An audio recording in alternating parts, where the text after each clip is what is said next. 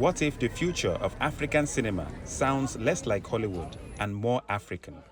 African cinema is changing, with more stories now being told in indigenous languages. At the Africa Magic Viewers' Choice Awards here in Lagos, films from West, East and Southern Africa are getting attention for their use of local languages. But beyond the glamour of award season, the challenge is how these stories continue to reach audiences. One of the big winners this year is Nigerian actor and filmmaker Lateef Adedimeji, who took home Best Actor in an Indigenous Language category for West Africa. For him, telling stories in Yoruba is deeply personal. It's important because your local language is yours. That's what you grow up with. Any other language is what you learn. You can choose to learn other languages, but do not throw away your own language because that's your own pride. If you can learn other people's language, let other people too be interested in learning your language. So that's why I'm so invested in doing films in my own language and telling original stories of where I come from. And this shift is happening far beyond Nigeria. This year's Africa Magic Viewers' Choice Awards expanded its indigenous language categories across multiple African regions, reflecting growing demand for local language storytelling. Beyond West Africa, filmmakers in East and Southern Africa are also telling stories in indigenous languages. This year's Africa Magic Viewers' Choice Awards includes 23 indigenous language nominations, following the expansion of the awards to include new regional categories.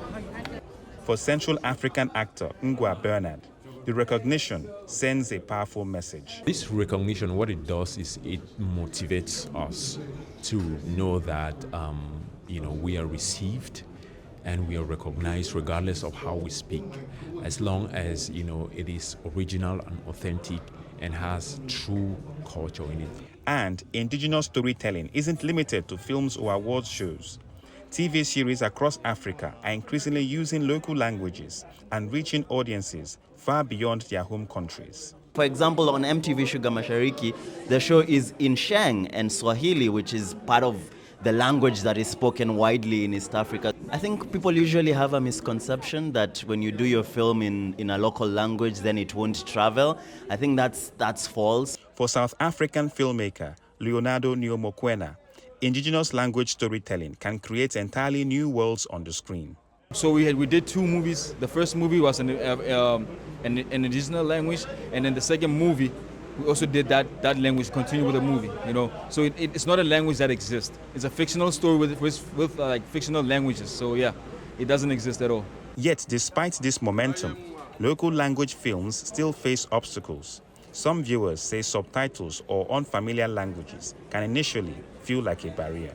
I won't lie, I used to be someone like that, but then I started watching the reactions of the people and then generating oh, okay, this is what's happening. And then I started becoming obsessed with Nollywood and watching a lot of Kenya TV and Ghana TV. However, filmmakers note that audiences are adapting and becoming more open to stories told through African voices, accents, and cultures. Indigenous language storytelling across Africa is growing through deliberate creative choice. Awards and festivals can offer moments of recognition, while longer-term visibility often depends on audiences, access, and distribution beyond ceremonies like this. African cinema is becoming more local and, at the same time, more global.